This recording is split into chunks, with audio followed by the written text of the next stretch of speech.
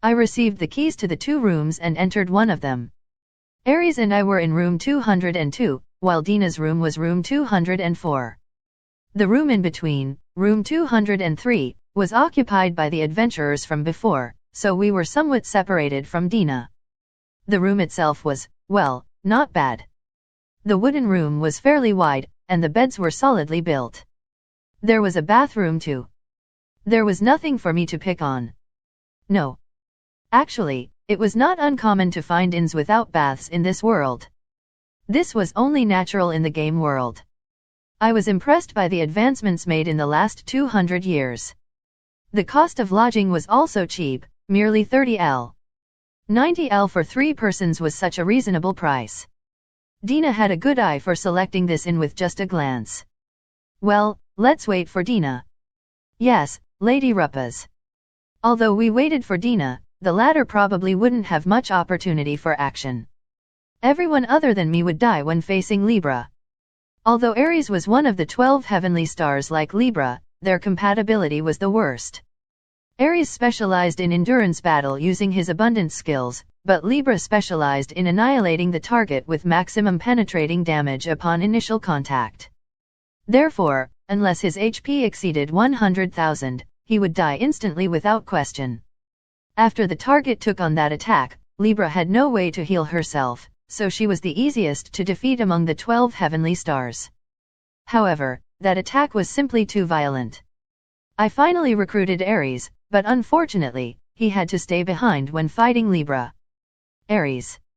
Do you know what the other 12 heavenly stars are doing? Well, yes, I was concentrating on destroying Svalin, so I'm not sure about the details. But, I was invited by Agakeros the goat to go with him to the demon's lair, so Agakeros should be supporting the demons. Agakeros, his race was Lord Demon. What was this, that appeared like the devil? Goat and sheep, he was completely unlike Aries. He had the body of a man and the head of a goat. Bat wings sprouted from his back. This was the CLA.S. image of the devil. Well, frankly speaking, he was someone who had no discomfort consorting with the demons. Or rather, he was more demonic than the demons themselves. Who else? Who else? I'm sorry. I don't know. I see, so the 12 heavenly stars are not completely aware of each other's movements. I thought I could find the others after finding one comrade, but it seemed to be impossible. For now, I could only depend on Dina's information. Until she returned, I could just relax. As I thought so, there was a knock on the door. Ah, I can open it, right? Yes. Aries took the initiative and opened the door.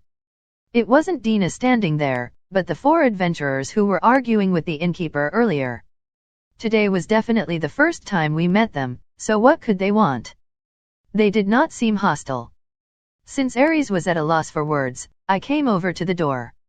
I remember you are the 4 people who argued with the innkeeper earlier. What is it? Ah, we just want to thank you. Thanks to you, we do not have camp outside. The reply was made by a brown-haired man, who probably was the leader. Short, trimmed hair stood on ends. One could tell with a glance that this was a man who trained his body well. His sharp eyes were reminiscent of a carnivorous beast and were filled with brim.m.i.n.g confidence. Oh, is that all? I don't mind such things. You are really one who sticks to the rules. Even if you do not mind, we do. We will return our grat.I.tude. This is our way. His thug-like appearance did not match his sincere, honest personality. Considering the increasing number of modern people who would not even give thanks, anyone would wish a young man like him to stay this way. By the way, I should emulate that too. We will be staying in this village for some time. Please rely on us for anything you need. Well, then. The adventurers left after saying this. It seemed they really came to thank us. Dina showed up to replace them and entered the room. I'm back. Oh, you are back. How is it? Success. I got the permit to explore the royal tomb. By the way, who are those adventurers I just said by? Just some rule-abiding adventurers. Dina's return signified we could openly enter the tomb in the name of exploration. Exploring your own tomb should be a valuable experience. Let us relax for today, and plunge into things tomorrow. Libra, get in. Can't. The second day, we stalled in front of the tomb. A lot of people were crowding at the gate, so it was impossible to move forward. They were arguing about something, while blocking the entrance. Honestly, this was very annoying. I'm sorry. Did something happen? Dina came close to a man and asked. Brown hair that stood on ends, and a muscular body. Oh. This guy was the adventurer from yesterday? He confirmed our appearances, and said, oh. You are also here to investigate the ruins? This blue-haired sister is the companion you mentioned yesterday. Yes. I'm the traveling merchant, Dina. So what happened here? The adventurers considered her question and frowned. It seemed to be bad news. A special investigation team was dispatched from Leavittien 2 months ago. However, today's regular contact has not been made. They were near the top floor yesterday. Everyone is happy about the progress, but maybe they are just a little late. At first, everyone thought that too, but it has been 5 hours. It's too strange that they did not send any communication magic after so long. Hearing the adventurer's reply, Dina looked over to Aries and I. We nodded silently and moved away from the crowd into the nearby shadows. What do you think, Lady Ruppaz? They probably got hit by Libra. She's definitely on the top floor. I think so too. They probably got hit by Brachium upon reaching the top floor. The investigation team that lost contact must have consisted of talented individuals. I did not know the difficulty level of the tomb, but it should not be too easy by today's standards. However, it was unfortunate that they were skillful enough to get to the top floor. An encounter with Libra meant inevitable death for people of this era. I was sorry to say that their efforts were in vain, but as long as Libra guarded the top floor, there was no chance of victory. But there was a weakness. Brachium could not be fired in rapid succession. If they sacrificed someone at the start to waste the shot, the remaining members could challenge her with Brachium sealed off. But they did not know this. If they were all wiped out at the start, N.O. would discover this weakness of not being able to fire repeatedly. If they survived all the way to the top floor, it was only natural to challenge Libra, the last guardian, with all their strength. Dead men tell no tales. They could not pass on any information since they were all dead.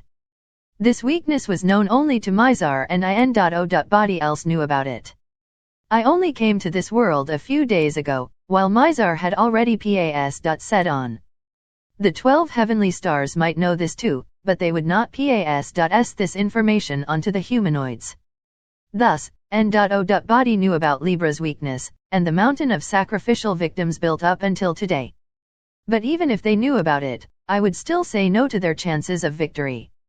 Indeed, Libra had no means of healing herself and could not raise her base statuses. However, her level 910 was the highest among the 12 heavenly stars, so she was very strong even without Brachium. Therefore, it would be impossible to challenge her, except for the 12 heavenly stars, the 7 heroes, and the Demon King. No. Only about half of the 12 heavenly stars had HP above 100,000. Since the 7 heroes were weakened, they probably could not make it. Given the shortage of manpower, it would be impossible to challenge Libra. The number of victims would increase if we don't recover her soon. It was fortunate that she did not aggressively attack countries like Ares. It would be troubling if the number of capable adventurers continued to decrease. The humanoids' combat power was already low and could not afford to be reduced further. I must recover Libra before anyone else ventured to the top floor. Okay. Let's go, the two of you. Yes. I can't handle Libra, but please leave the small fries to me. Bringing Dina and Ares along, I pushed my way through the crowd to the entrance of the royal tomb. I elegantly ignored the voices of people trying to stop us. However, just as I was about to enter, someone caught my shoulder. Wait, older sister. Are you really going in? You heard what I said earlier. It's too reckless. The investigation team consists of 50 veterans recognized by the country. It was impossible even for them. He must be a nice guy. From his perspective, I must be an airheaded woman who was trying to enter the tomb without understanding the dangers. He could have just ignored us, but he went out of his way to stop us instead. Therefore, he must be a good person. However, I was entering with the full awareness of the dangers involved. Or rather, nobody else in this world knew Libra better than me. Thank you for your concern, but it is unnecessary. Please let go. The hand on my shoulder reluctantly lifted, and I entered the royal tomb. As expected, the interior was a sage made out of bricks. The surroundings were dim, and it faded into darkness further it was from the entrance. Even so, this was not a problem as long as there was light. Aries held out his palm and created a flame in his hand, illuminating the area. Deeper and deeper, we pushed forward.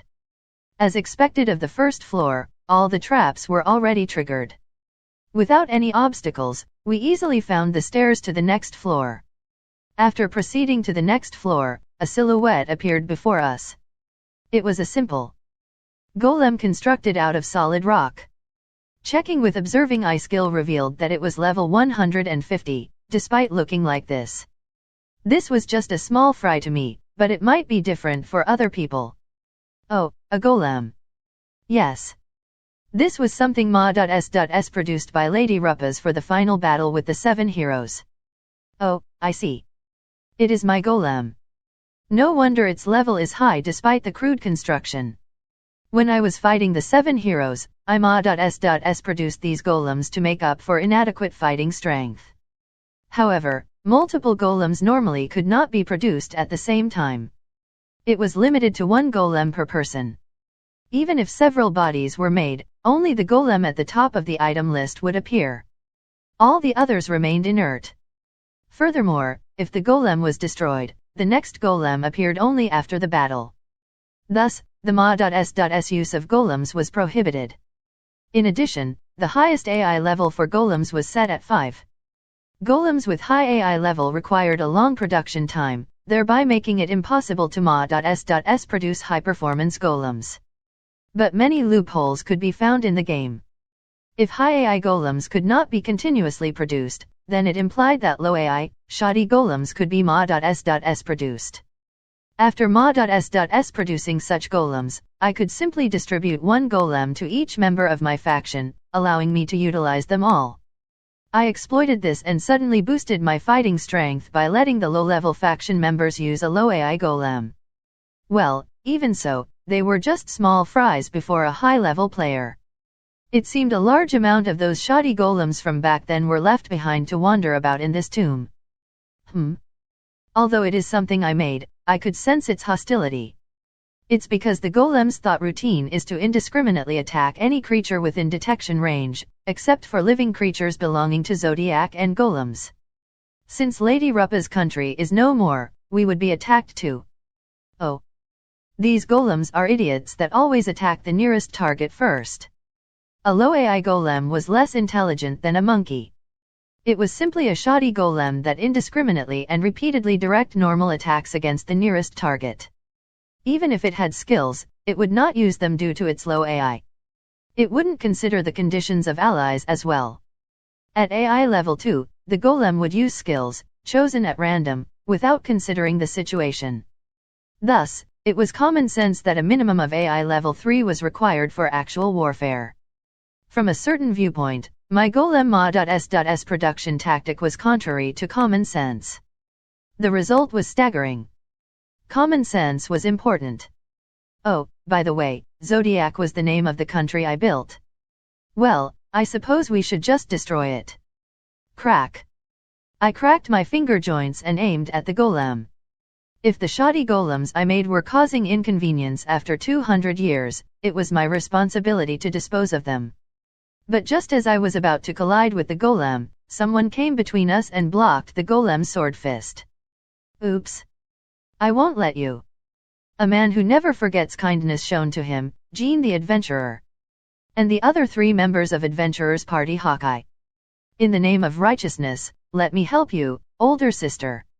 An adventurer with brown hair and 3 other men suddenly interrupted, honestly, this was unwanted help. Author's notes, some settings Q. Why didn't Migresma.s produce golems? A. I did, but Ares destroyed them all. Q. Instead of raiding the royal tomb, why didn't Migres create weapons?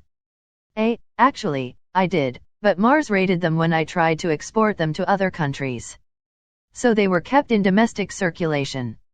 Once the soldiers were equipped, whether they work or not is as stated in this volume.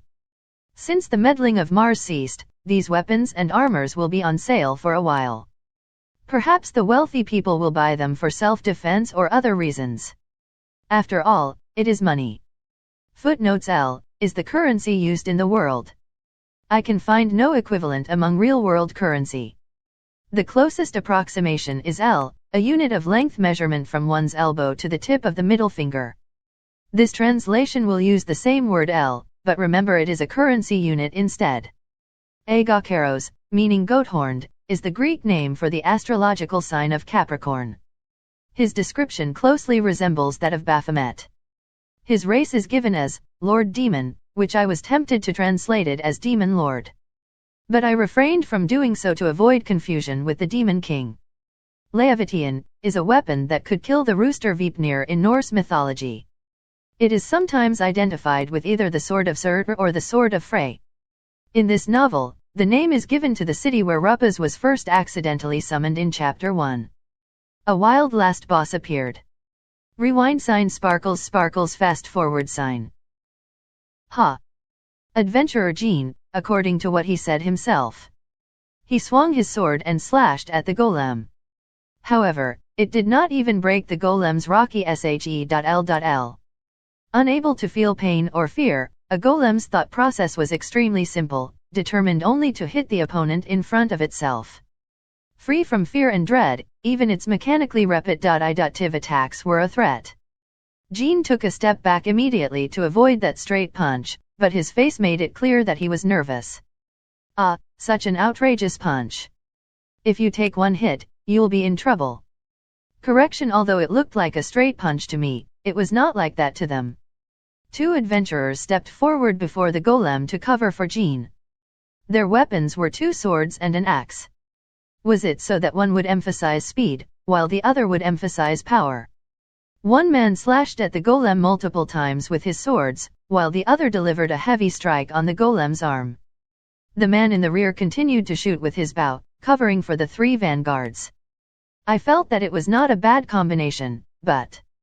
Jean level, 38 race, human CLA.S.S, fighter 38 HP, 2747 SP, 110 STR, strength 135 dex, dexterity 90 VIT, vitality 95 int, intelligence 70 AGI, agility 85 MND, mind 72 luck, luck 31 Ricardo level, 35 race, human CLA.S.S, heavy fighter 35 HP, 3090 SP, 130 STR, strength 142 dex, dexterity 80 VIT, vitality 150 int, intelligence 50 AGI, agility 77 MND, mind 42 luck, luck 44 Nick level, 35 race, human CLA.S.S, light fighter 35 HP, 2100 SP, 145 STR, strength 110 dex. Dexterity 101 VIT, vitality 90 int, intelligence 72 AGI, agility 102 MND, mind 50 luck, luck 62 shoe level, 36 race, human CLA.S.S, archer 36 HP, 2110 SP, 36 STR, strength 120 dex, dexterity 115 VIT, vitality 80 int, intelligence 82 AGI, agility 70 MND, mind 45 luck, luck 108 Ma.S.S produced golem level, 150 race, artificial life form CLA.S.S, none HP, 9087/9100 SP, 0 STR, strength 305 dex, dexterity 100 VIT, vitality 355 int, intelligence 9 AGI, agility 108. MND, mind 15 luck, luck 70, this was impossible. It might be possible with magic attacks, but these guys were all physical types. They could not penetrate the golem's defenses and shave off its HP. Despite their desperate attacks, the golem probably took only 2 or 3 points of damage per hit. Actually, the golem only took a total of 13 points of damage so far. On the other hand, if they were hit once by the golem, it would be a mitba. It couldn't be helped. I felt bad about helping those who came to help, but it was better than just watching them die. I sighed and glanced at Ares. Ares, help them. Yes, please leave it to me. Ares happily answered my instruction, kicking off the ground to approach the golem. He agilely said through the gaps between the adventurers who were in the way. A flaming fist crushed the head of the golem and blew off the body with his momentum. The golem struck the wall, falling into pieces and never moving again. It was just a small fry to Ares. One hit was enough against something with HP 9100. The golem that they were struggling against was instantly destroyed. The 4 adventurers watched with their mouths agape. Oh, as I thought, did this hurt their pride? As I thought so, they started cheering like kids. Ah, awesome. Awesome, awesome, awesome. Did you guys see that? That was so cool. Little girl, how did you do that? Oh, that was a fairly favorable response. But that surprised the wide-eyed Ares, who was tripping over his words. I did not expect such a reaction, but for now, I needed to separate Ares from the men surrounding him. Calm down, adventurers. I know you are excited, but you are troubling Ares. Also, Ares is a boy, not a girl. Oh, sorry, a boy. I thought he is a girl. This man called Jean was overly noisy. As I thought so, his companion, the light fighter, knocked him from behind. Shut up, Jean. You are a bother to others. At least someone here was quiet and easy to communicate with. Honestly, I did not like people who were overly excitable. How should I say this? It was too stressful for my ears. Well, this was a game, and I was a player. I get it. Well, even though we came to help, we were helped instead. Thank you. It doesn't matter. I'm thankful for the goodwill. I tried to console Jean, who seemed slightly depressed. He tried to help us despite his lack of ability. I felt that such manly behavior should be praised. In the blink of an eye, his face was dyed red. Such a simple man. I see. You are such a nice person. Nice person. I wanted to laugh at this description. Certainly, the current me inside this body was not a scoundrel. I did not commit any crimes. I was just an ordinary person, but Rupasmafel invaded the world 200 years ago. She was truly a villain, or even a villain among villains. Being addressed as a nice person was somewhat embarrassing. Oh. I haven't introduced myself. I'm Jean, an adventurer and a fighter. Light fighter, Nick. Our party leader has caused you trouble. Apologies. Me, Ricardo. CLA.S.S, heavy fighter. Nice to meet you. Archer, Shu. The 4 introduced themselves. I thought that this party was too unbalanced. 3 out of 4 were fighter-type vanguards. There was neither arcane magic user nor healer. There was no ranger as well. I thought that Ricardo and Nick should become wizard and cleric, leaving Jean as the well-balanced fighter. Shu would have been better as a ranger instead of an archer. Archer wasn't bad, but narrow S.P.A.ces like this limited his abilities. It was usually better for the rear guard to be magic type CLA.S.ses. For example, enemies with high physical defenses and low intelligence such as the golem earlier required magic type CLA.S.ses. Traveling merchant, Sopper. My CLA.S.ses, ranger. Actually, I had multiple CLA.S.ses, but that would be too abnormal for the current standards of this world. Therefore, I chose one that appeared to be most helpful in the current situation.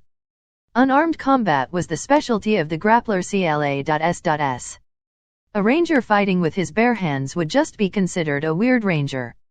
However, if a grappler used ranger skills, that would obviously be abnormal. Thus, I decided to call myself a ranger. Also a traveling merchant, Dina. My CLA.S.S is ranger.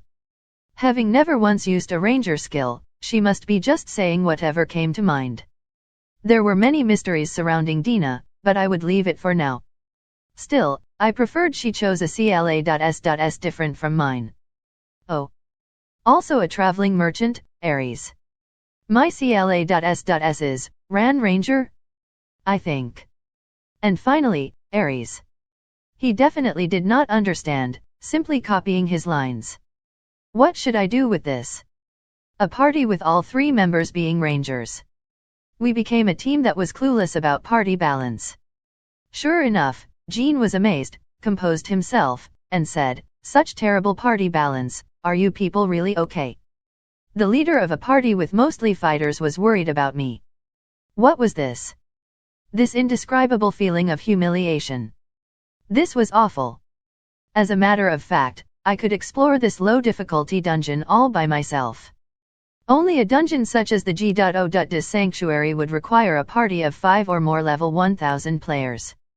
Oh, and one of the 5 players, Migrez, was taken down in one hit by the gatekeeper.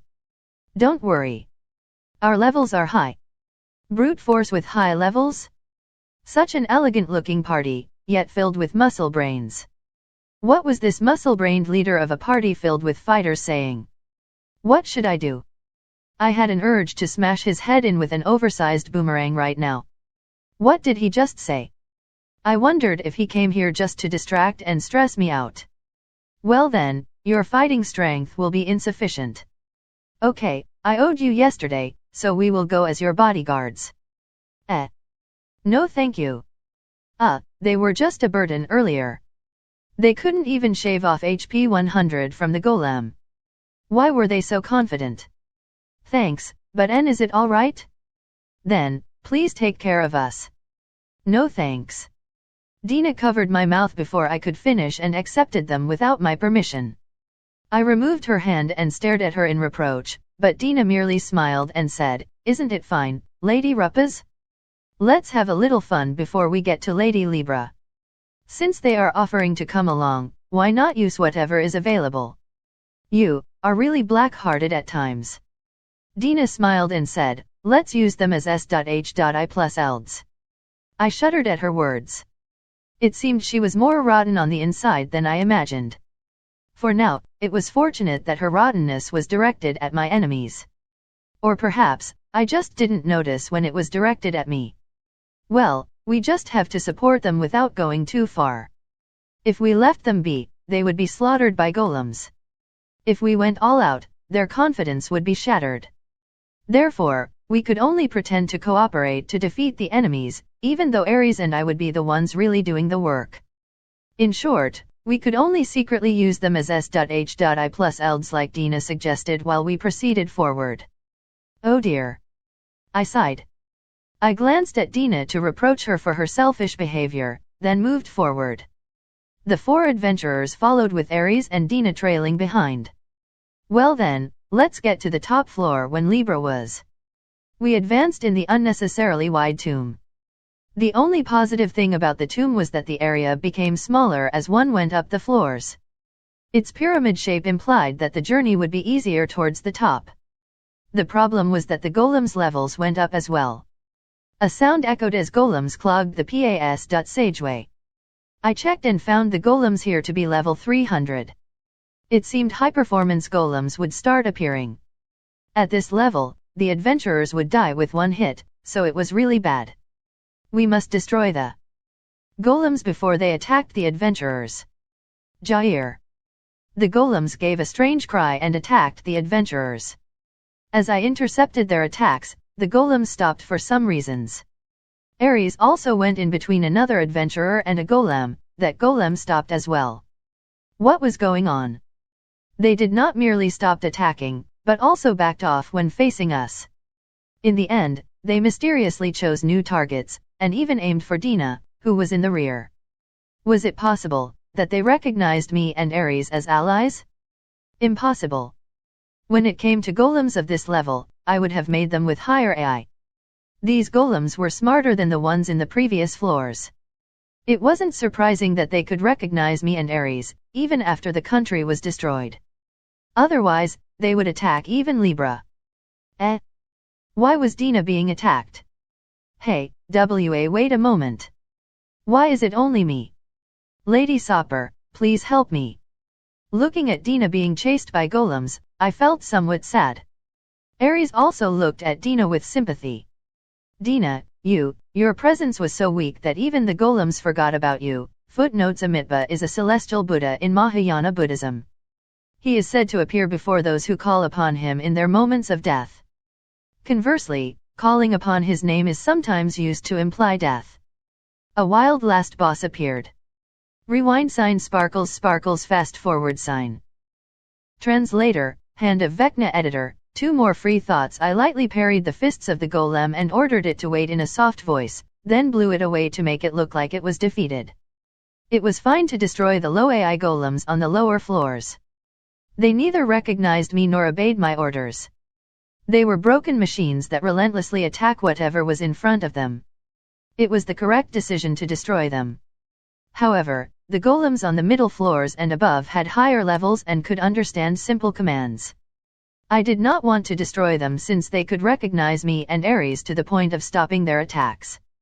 Therefore, I pretended to defeat the golems from the middle floors, leaving them unscathed. Wow! Saphira is amazing. Another golem was sent flying. Is she really a ranger? Jean and Nick were getting suspicious, but it should be fine as long as my wings remained hidden. It had been some time since we entered the tomb. Currently, we arrived on the 106th floor. Since the tomb had 108 floors, we would reach the top after another 2 floors. It took the previous investigation team 1 month to reach here. After hearing the news, I felt respect and pity for them. Considering their levels, even 1 golem would be an enormous threat. Truly, they were excellent explorers to have come so far despite their low levels. Such a pity. It was a heavy blow for the humanoids to lose these people. Everyone, back off. I warned as I saw the Ent.I.tie at the stairs leading to the 107th floor. What? Something like this was left behind? At twice the size of the previous golems, it was an enormous metallic guardian of 10 meters tall. By using the expensive material mithril, the most powerful that I could create by myself without using cash items was level 600. Before the decisive battle back then, I used the best materials available to create several golems for the defense of strategic bases. Although they were not as good as Libra, who was created by Mizar, they were the highest level golems that I could create by myself. Even so, it would probably lose to Levia, who was created out of the water in the entire lake. It wasn't strange for it to be used for national defense. In the current era, it should be the strongest golem. Well. The investigation team actually broke through this thing. Most likely, they left some comrades as decoys and ran past it. Gatekeeper level, 600 race, artificial lifeform attribute, metal HP, 105/45,000 SP, 0 STR, strength? Dex, dexterity? VIT, vitality? Int, intelligence? AGI, agility? MND, mind? Luck, tisk. I couldn't see the full status. This implied that it did not belong to me. Unless the creature was an ally or the checker had twice as many levels, the status would only display name, level, HP, SP, and attribute. I supposed its AI level should be 3 or 4, and yet it couldn't recognize me? Should I try? There was no reason for it to be missing something other golems possessed. Do you know me, gatekeeper? I walked towards the gatekeeper casually. Jean shouted, danger, and was ignored. So, how was it? Could it recognize me? Approach, intruder. Elim, eliminate, are you? I dodged its extended fist. I knew for sure now. I had a bad feeling the moment I saw its reduced HP. It seemed I was spot on. This one was already broken. Although it was still functional, it could no longer recognize me. Sorry, there was no other choice but to destroy it. Since the other golems could still move, its current state was not merely due to deterioration over time. An enemy that could reduce its HP to this degree, there could be none other than the demons.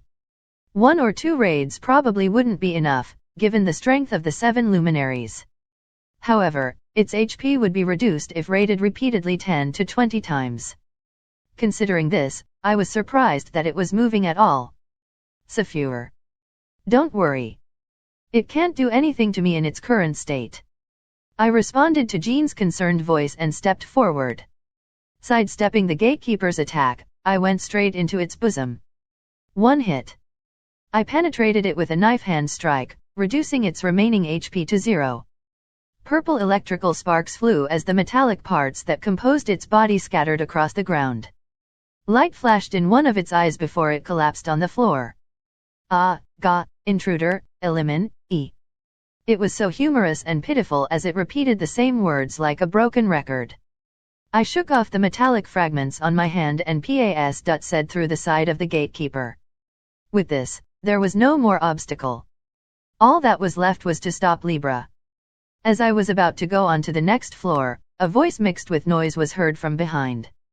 Wel, ko, back, rupha, sama, wel, ko. I could barely hear the whisper. But I heard it, definitely heard it. I stopped and glanced at the fallen gatekeeper. As if blessing my return, its broken form reached out a hand, to me, who just destroyed it. You've worked hard. Good job until now. Enough. Rest well. Ah. Finally, the voice stopped. A sound leaked out as if it was relieved, and the gatekeeper ceased functioning. This was somewhat unbearable. I knew there was no alternative but to destroy it. Still, I just couldn't take it. Strange. My heart was aching as if I had committed a terrible mistake. I should not have interacted with it before. Wasn't this the first time we met? It was a golem, a tool that moved only as ordered. So why was I feeling so terrible? Only the 107th floor and the top floor remain. Stay here. There was no doubt Libra was ahead. The party was temporarily disbanded for now. I must go alone.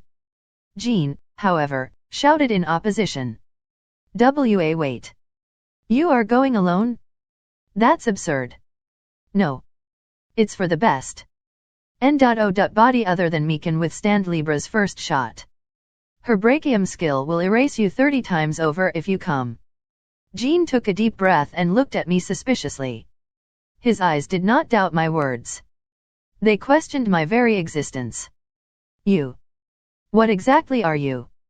I'm a fool, but I'm smart enough to notice your exceptional strength. Around midway, you crushed the golems so we did not have to fight them. You were unfazed even when facing the previous golem's fist. You talked as though you know Libra personally. You, exactly. There is no need for me to answer you. I refused to reply and turned my back to them. If the question was directed at Ares and Dina, Dina should be able to come up with a better lie than me. I could not reveal my ident.I.tie. At least, not now. Even though it was just one golem, I was unnecessarily shaken. I did not know why I would lack calmness so much. I really could not understand, if it was the real Rupas, perhaps so. But I was different. I had no reason to feel sorrow, right? Ah. What was this? What was wrong with me? I climbed the stairs and arrived on the 107th floor. In that instant, everything before my eyes collapsed, revealing a cracked, wide, inorganic s.p.a.ce. In the center was a girl with a maid dress, a golem that imitated a girl. The clothes I gave her had signs of patching in some places. However, it wasn't enough, so some parts remained torn. The joint was exposed along with her arm. If examined closely, fine cracks could be seen running through her body. An artificial life form created by Mizar, using the materials that I, Rupas, collected 200 years ago. She creaked as she turned her face towards me. Intruder confirmed, warning, leave this place in 10 seconds. Non-compliance or hostile behavior will be met with elimination by force. She must have repeated this many times. A warning that seemed to be derived from a template. I did not respond. Without advancing, I let down my hair. 10, 9, 8. I took off the spectacles and reached behind my back to remove the bandage given by Migraz, gradually revealing my wings. 7, 6, 5. The countdown stopped. Without caring, I completely removed the bandage and unleashed my wings. Despite being expressionless, Libra was motionless as if shocked to her core. The countdown did not continue. I found this a little funny and spoke to her with a smile. It has been a while, Libra. What's up? You have a face like a pigeon struck by a peashooter. Have you forgotten my face? Are you, Foz, Sama? I silently watched Libra as she stood there motionlessly. Firstly, I should wait for her conclusion. If she recognized me and interrupted her attack, that would be fine. If she fired Brachium, I needed to overcome it and stop her movements. Her damage did not seem as severe as the previous gatekeeper. It should not be too late for repairs. Matching, biometric data, found, probability of being the real Rupas Moffel, 99.9998996%. Inferring from situation, survival rate from the battle, less than 1%. Overall probability, conclusion, impossible, impossible, con conclusion, con clusion, con, impossible, impossible. Hey, no need to overthink this. This was bad. She was getting confused by the unprecedented scenario of a dead person showing up. I wondered if this would happen normally, but she must be getting faulty like the gatekeeper. Even if that wasn't the case, she had been left to guard this place without rest for 190 years. Well, it couldn't be helped if her judgment was faulty. I will come over and repair you now. You need to rest. Warning. If you continue to approach, the elimination condition will be met. I don't mind. I ignored Libra's warning and stepped forward steadily. 1 step, 2 steps. Libra couldn't decide to attack or not. Meanwhile, I was getting closer. There, I have moved. Aren't you going to stop me? Program selection. Libra's eyes shone and her entire body glowed. Firstly, there was a film of light that covered the surroundings. It was an isolated S.P.A.C.E for Brachium skill to prevent the enemy from escaping and avoid unnecessary destruction. In the center, the white glow converged on Libra and shone like a star. A vivid brightness expanded and pulsated. Now then, this would be the first Ma.S.Civ damage I received since coming to this world. Honestly, I wasn't confident of withstanding the damage, but, why? At this moment, I very much wanted to be attacked. I didn't really understand it myself. Brachium, activate. And the star exploded. The entire room was filled with intense white light. An impact that I never felt before struck my entire body. The light was raging like a storm, while colorful particles danced and scattered in the S.P.A.C.E. Everything inside was severed, trampled, and destroyed. It ignored defenses. It ignored resistances. Ignoring even skills and divine magic, it forcefully penetrated the body to deal the maximum fixed damage. Crap. It hurt. And it was hot. It felt as if my whole body was scorched by the stinging heat, or rather, it was actually charred. I knew my HP was decreasing at a rapid rate. Ugh. Fled sound escaped from my clenched teeth. But I insisted on forcing my way forward in this light. Honestly, I wanted to roll down the stairs and escape to a safe place right now, but I couldn't afford to do that. It was too uncool. Or rather, I couldn't do it at all. Once Brachium activated, it would be better to think that escape was impossible until it finished. 1 step, 2 steps, 3 steps. I advanced through the glow and shortened the distance with Libra. Meanwhile, the light stabbed into me without mercy, continuously draining my HP. This was really tough. However, it wasn't unbearable to me. Good grief. I finally arrived. Libra moved as I came before her. The weapon that was stored in her left arm, a bluish-white blade of light, appeared.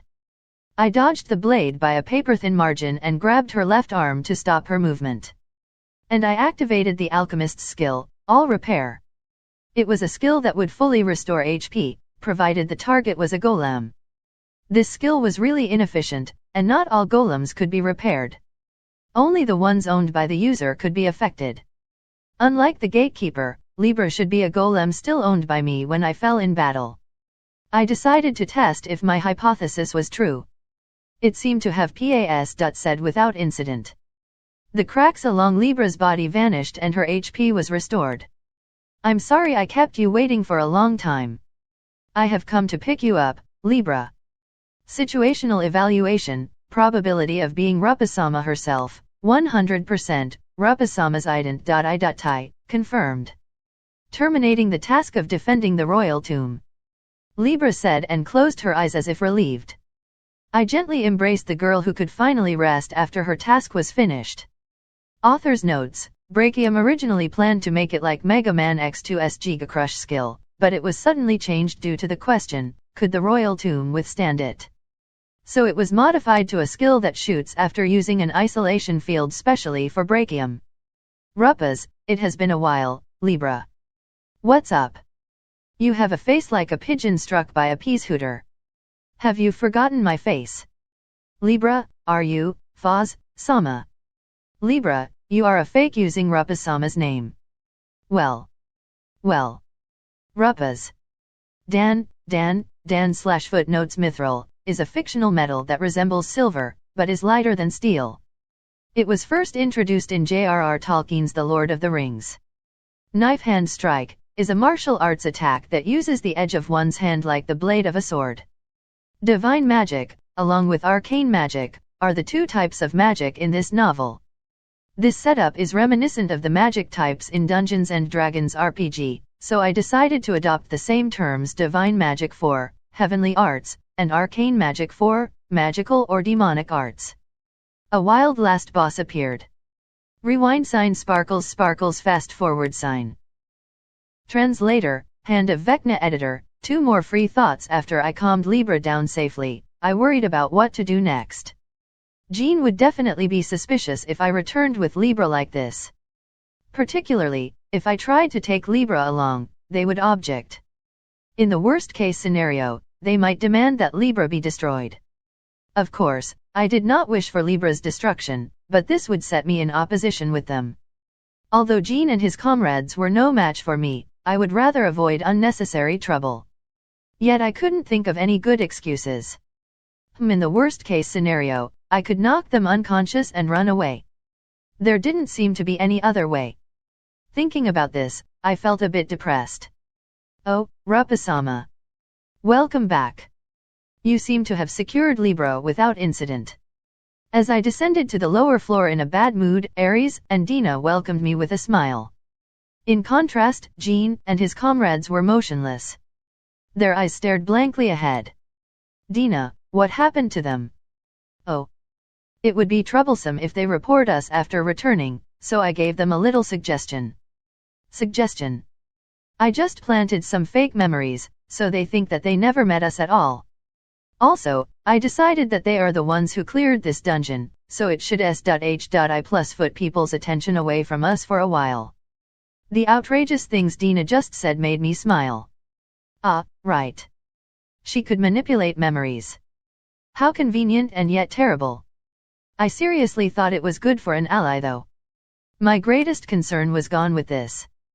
Concerning Libra, she would be already badly damaged when they arrived. The story is that the previous investigation team dealt some extensive damage. This should divert some attention away from Libra. Did you intend this from the beginning when you allowed Jean's party to accompany us? Why else would we take the trouble to bring along a burden? You are such a frightening woman. For the sake of Rupasama, I will become a demon. This is who Dina is. Ahem. Is.h.I+ veered slightly and wiped away the cold sweat as Dina puffed her chest in self-satisfaction. Well, whatever. I should take some of the things stored here. After all, I promised Migrez to leave some unwanted things behind. For example, equipment that adds plus 100 to attack power could not be sold since we did not have the proper sales channels. Such equipment would be better left behind for others. Okay, let's go to the top floor. Yes, why yes. We departed for the top floor, leaving Jean's party behind on the 106th floor. The top floor was an elaborate, fancy room. The ceiling, walls, and floor were all made of gold. To say that the eyes were blinded by the golden glitter was a form of flattery. It would be difficult to feel settled here. Jewels and gold coins were simply piled up. Swords and daily use items were beautifully arranged. No. This was not a tomb, no matter how you looked at it. If this was my tomb, I would hate it, since it would be impossible to calm down and sleep. It should be like this, but why did I feel so excited about seeing this room? For some reasons, I had a sudden urge to take away all the glittering things here. Rupa-sama, please calm down. I'm calm, I should be calm, yet I could not calm down. What's going on? Oh. Rupa-sama, you used to love these S.H.I plus New York things and had collected them in large quant.I.ties. I stiffened at Aries' words. Seriously? I did not remember a setting like that? I collected S.H.I plus New York objects because I loved them. Was I a crow? No, certainly my wings were black. Let's take the necessary weapons before Rupa-sama gets distracted. Dina. Getting distracted is out of the question. I can still distinguish what we really need. Well then, how about putting away all the unnecessary gold lumps in your hands? After being pointed out by Dina, I finally noticed that I had a mysterious S.H.I plus New York gem that I did not know what to use for. Oh crap. I was doing it unconsciously. Well, yeah. I was not really interested in such gold lumps. I did not have a taste for money either. I preferred things that were chic and darker in color. Aries-sama, Rupa-sama is just a crow now. Let's choose what we need. Yes, I understand. Not only was I useless, but I was also getting in their way. Even as I thought this, my hands were picking up some strange items. Ugh, I could not stop myself. My body naturally moved towards the S.H.I plus New York objects. Rupa-sama. That is just a ceremonial object for the looks. It does not do anything. Throw such things away. Rupa-sama, that is a S.H.I plus New York item to look nice. After making Dina and Aries angry, I dejectedly went to the corner of the room. Ugh, it should not be like this. I should be searching for weapons seriously, but my body would not listen. And then, I realized that my hands were once again holding some items of unknown utility. Dina and Aries squinted at me as they gathered the weapons that I previously used. Spear, greatsword, knife, halberd, jamathar, tonfa, pile bunker. It seemed that I was flirting with all types of weapons. Incidentally, my favorite weapon was the whip sword. I guess this is enough for now. The others seem to be weapons used by Rupa-sama in the past, but they probably won't be used anymore, so let's leave them here. They should still be valuable in the current world. What about the golems? I will bring the golems to the tower as well. Rupa-sama, can you gather all the golems that were not yet destroyed? After loitering in the corner of the room, my turn to act finally came. Even so, this was fairly hard work to gather all the golems that were not destroyed. However, if I did not do so, there could be more victims in the future. There was no choice but to comply. I understand, but it will take some time. I was useless here anyway. So I would do whatever I could do. This time, I had no dignity. Libra in the end, it took a long time to gather all the golems. This tomb was simply too large. Who built this thing? For the time being, I entrusted all the high AI golems to Dina, along with all the weapons. It seemed she could transfer any inorganic matter, so everything was moved to the Tower of Mafal. Aside from that, I also destroyed all the idiotic golems that automatically attack people. Okay, let's go. Is it alright to leave Jean's party here? No problem. They will awake after a while, thinking that they came here all by themselves. After waking, Jean's party would become the lucky heroes who cleared the black-winged royal tomb. Although they might embezzle some of these treasures, it would not be my problem. The wealth that I could not bring with me would just be a bother, so they could do whatever they want with it.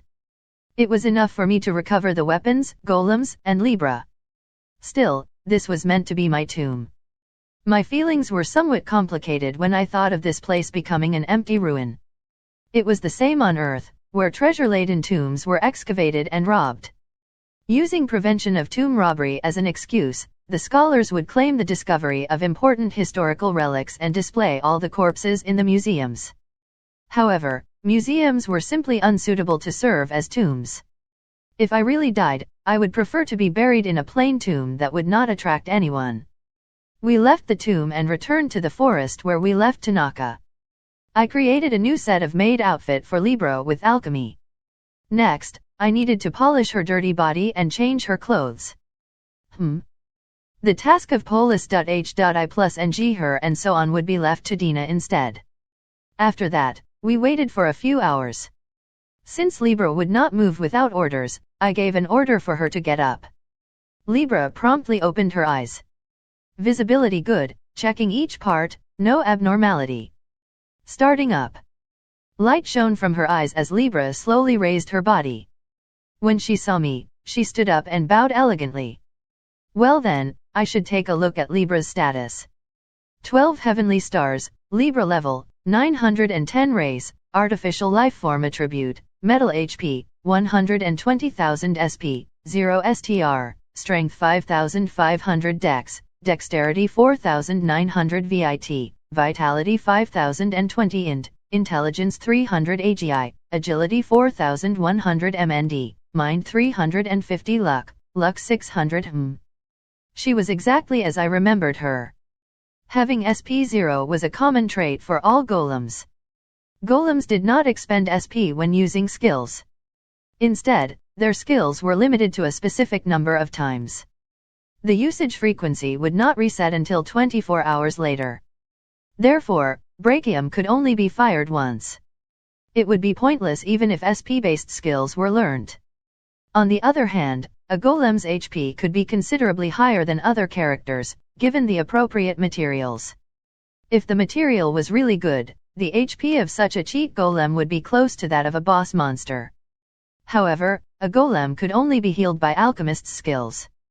Since it had high HP, it was not necessarily a drawback unless it was struck really hard. For example, Ares had less HP than Libra, but since he had an automatic HP recovery skill, Ares was surprisingly difficult to deal with. But if the two of them were to actually fight, Ares would be killed off in one hit with Brachium before the endurance battle could start. Good morning, my master, Rapasama. Does any part of your body feel strange? No problem. I appreciate your concern. It was a fluent and gorgeous voice, unlike the voice mixed with radio noise when I fought her earlier. She seemed to be fine, so that was a relief. Libra then saw Ares and bowed to him as well. It has been a long time, Ares. As before, your appearance and gender do not match. That's the first thing you say after 200 years. Ares fled in tears after suddenly being teased about his appearance. Libra bowed again gracefully. Nice to meet you, stranger. I apologize for the inconvenience I caused this time. This pattern again. It was as expected. When the other golems in the tomb did not recognize Dina, I already expected the same of Libra. Both Ares and I, who also forgot about Dina, now shared a strange affinity with Libra. Libra. This one is my advisor, Dina. Although her presence is weak, she was there with us 200 years ago. What? She has a stealth mode that could avoid being recorded in my memory. No matter what, my presence cannot be that weak. I'm going to cry soon. Dina was almost in tears. She grabbed Libra by the shoulders and brought her face closer. Look, it's me. Please look carefully. If you look at me like this, there should be an impression in your memory, right? No, the corresponding memory does not exist. But I found some corrupted data from 200 years ago that was deteriorated due to age. Perhaps memory about Dina-sama is stored there. I secretly thought that since Libra was a golem, she would remember Dina. However, Dina was really unlucky. Her memory data just happened to be corrupted. Maybe her data was entered into the hated memory section. Recovery is possible, but it will take a few months. Until then, Dina-sama will be recognized as a temporary advisor. Temporary. Dina was increasingly traumatized by Libra, who did not mince her words. However, Libra did not seem to care. Or rather, since Libra was expressionless, we did not know what she was thinking about.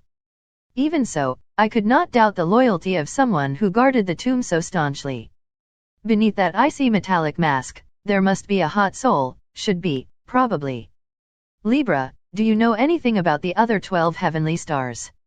I'm sorry. Since I had been guarding the tomb the whole time, I do not possess information regarding the outside world. I asked Libra the question, but her reply was as expected. Since she was focused on the tomb, it was unlikely to have information about the outside.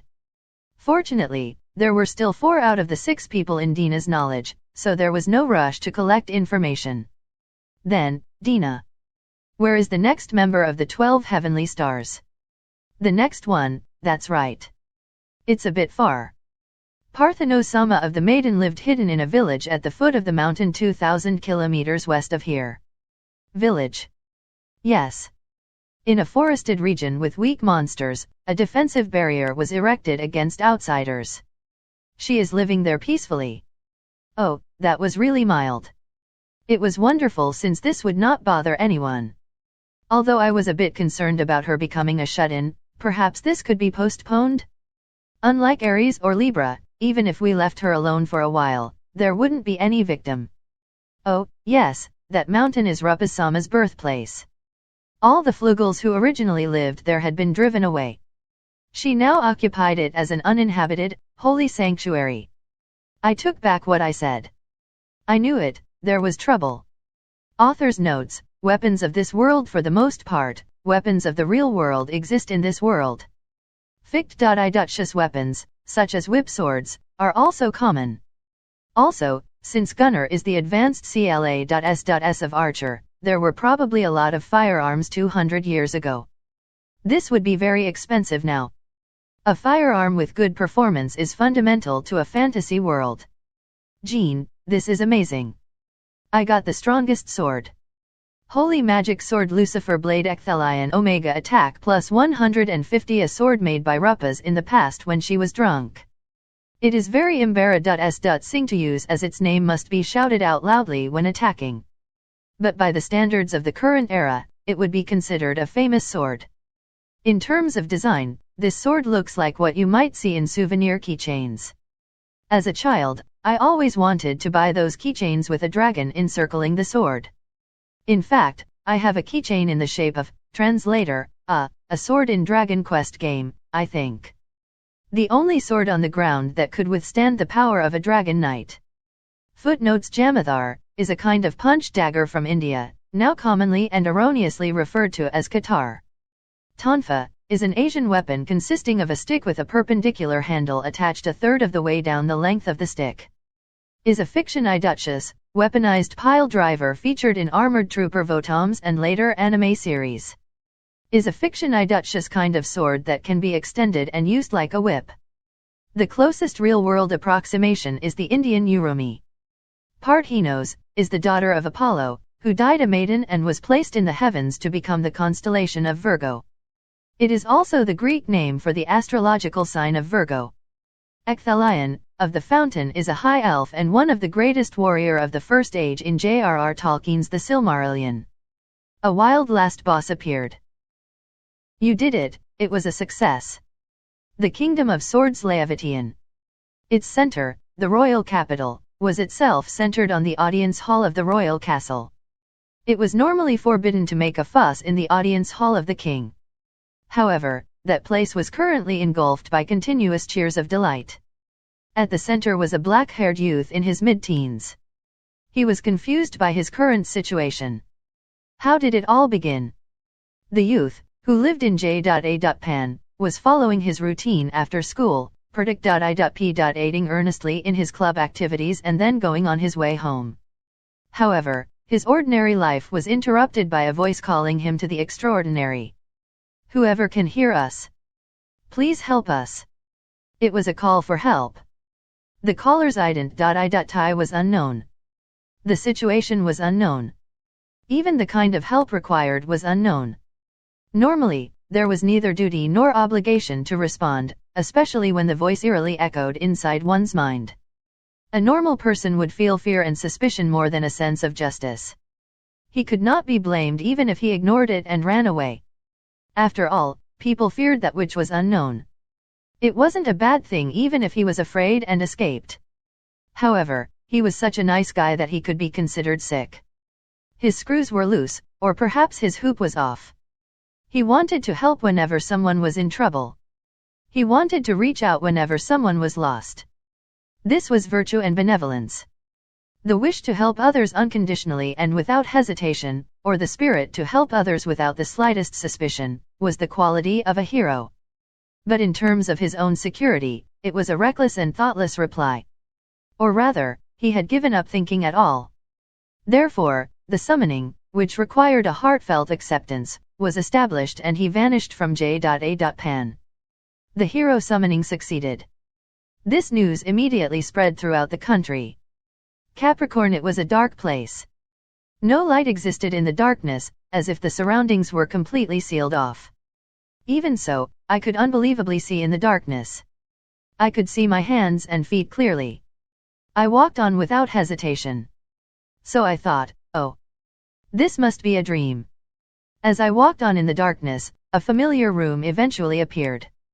It was not like what I saw recently in the world of Midgard, but rather it was the room of a house in modern J.A.Pan. Surrounded by white walls, this common room was littered with daily items all over the floor, while comic books and light novels lined up on a bookshelf. Certainly, yes, this was my room. The arrangement of the furniture, the computer on the table, everything matched my memory. But why? Why did I not feel a sense of belonging in this room? It was not nostalgic. It was not familiar. It was not comforting. I certainly knew this place, yet it was severely discomforting, as if I was visiting the room of a stranger. Strange. I wondered what was going on. Even though I felt nostalgic when I saw Ares, why did I not feel the same for this place where I lived? I looked at the computer that was still on.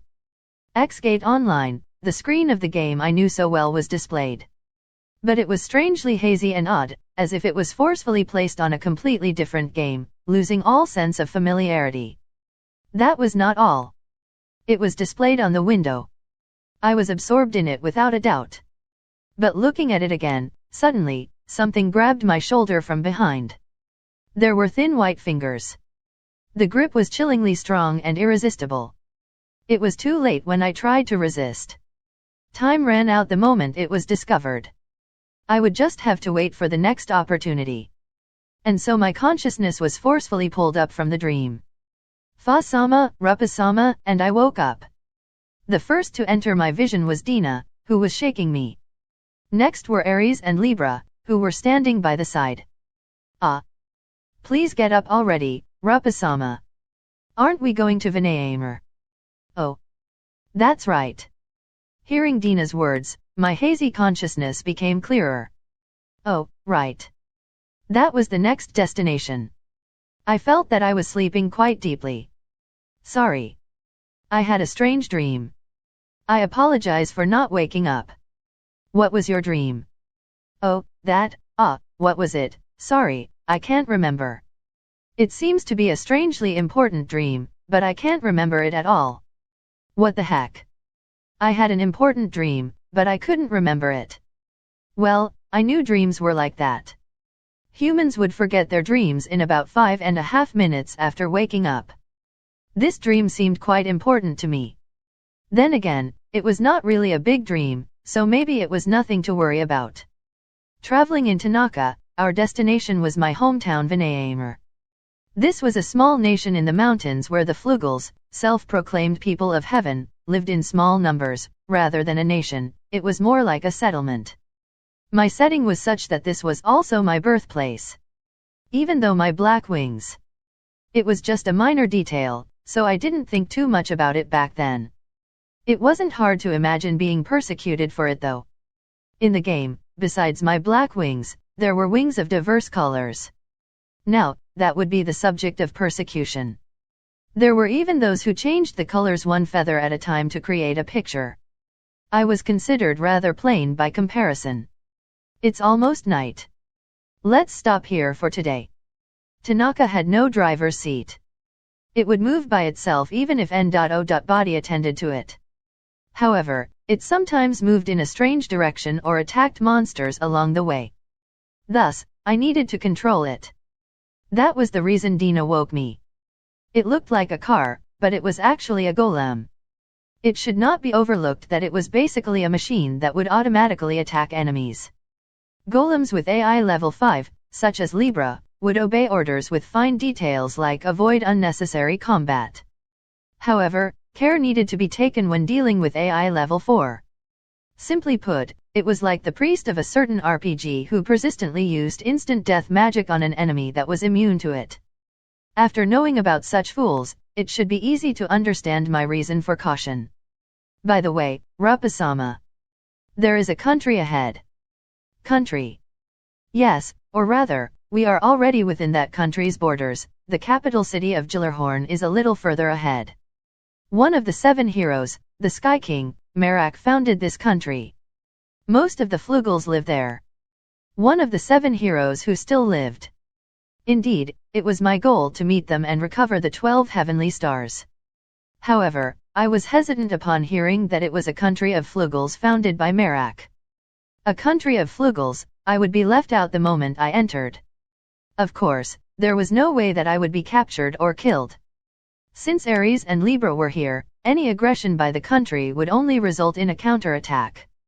Regardless, I did not like causing a disturbance. Anyway, one of the 12 heavenly stars had occupied their original home. No matter how I pondered, I would be considered a landmine to the Flugels. But even if I postponed the trip, nothing would change and I would still go. In addition, I must cover my entire body with the cloak again. The Flugels had a long lifespan. Many people would still remember my face. I understand. Let's stay there tonight, even though I'm not too keen. Only 3 of the 7 heroes survived. There was no way for me to avoid them. Feeling like a criminal facing the gallows, I eventually saw the kingdom Dina mentioned as Tanaka continued to move forward. The first impression was a strange country. Those words alone sufficed. Firstly, the buildings were white. The pure whiteness completely ignored color balance and appearance. It was impossible to differentiate the private housing from the other buildings. It was just a plain, featureless whiteness. Next was the location. Somehow, all the buildings were built on cliffs. Or rather, they were forcefully built to cling into the cliffs. Even though there was a flat plain nearby, where was the fun in building in such a place? It was like a Greek town I saw in a photo once, except that it was far worse. There were stairs everywhere in consideration of visitors, but those stairs seemed to be rather difficult to climb. The city was obviously built on the premise that one could fly. What was even stranger was that there were more cliffs on the other side of these cliffs. The other cliffs also had buildings similar to these cliffs. However, all the buildings there were black in color. As before, they were built on the premise that one could fly. It was really inhospitable to people who could not fly. And at the top of the mountain, a white palace with an imposing presence stood sandwiched between the 2 towns. What is this? What a terrible capital city. It seems really difficult to walk around here. The 2 towns sprawled on each side of a large mountain. This was a very intriguing city to me. Similarly impressed, Ares had a shocked expression. Well, it was fine to have different colors. This was no problem in design. But it was too extreme. One side was pure white, while the other side was pure black. It looked like a different city when viewed from the side. What was this Merak guy thinking about in this country? Dina, what is the situation here? It seems this country is currently divided into 2 factions in the midst of a civil war. Factions? Yes. Firstly, there are the White Wing supremacists who held on to the traditional beliefs that pure white wings are the pride of the Flugels and that other colors were unacceptable. Opposing them are the mixed wing advocates. Originally, the Flugels had white wings, so those with discolored wings were oppressed and persecuted, as you already know. However, after Rapasama was gone, this trend intensified. As Dina explained the situation, I felt that I was breaking out in cold sweat. Oh, was this struggle happening because of me? Were the Flugels persecuted because of a dangerous character like me? When Rapasama ruled, discrimination and persecution based on the color of wings were forbidden. But after Rapasama was gone, the white-winged faction began to assert the ideology that they were superior. On the other hand, the people with discolored wings, the mixed-wing advocates, fought for equal rights. For nearly 200 years, both sides have been struggling with each other. Damn. This was totally caused by me. What was the ban on discrimination and persecution? I didn't remember issuing such an order. In the game, there were Flugels with wings in all sorts of colors. It was no longer surprising to the point where N.O. Body could be bothered with every single one of them. This was completely different from me. This was a different world where the actions of Rappas could be witnessed. What is Merak doing? Merak's stance is neutral. He seems to be trying to stop the conflict, but it is impossible to control the people. That guy is a man with a heavy burden. He's useless. Libra, don't say things like that. In the game, I remembered Merak as an attentive person who could read the mood and never offend anyone. At least, he was not as useless as Libra claimed. If even he could not suppress it, the conflict must have been considerable.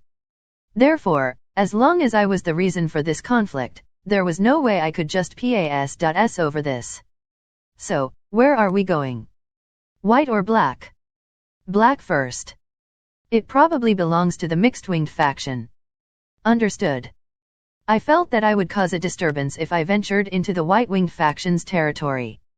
Therefore, I chose to visit the mixed-winged faction first, since they might be a little more accommodating. Of course, there was no danger of exposing my identity, but there was nothing wrong with being cautious. Master supports the black faction, saved to memory. Next underwear selection, black.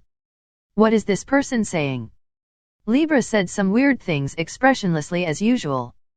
For the moment, I should just brush it aside. Was she serious or just joking? This could not be discerned from her expression. You would immediately know it when Dina made a joke. Aries was a just novice, so he was +H.I+NG with just this statement. Of course, I should select Master's preferred color. Or would it better for me to wear something that could barely be seen with slight adjustments? No, it is fine. I see. White faction. The popular standard. No, I didn't say I particularly like that. Could it be, no panties? Hey, this one was still broken.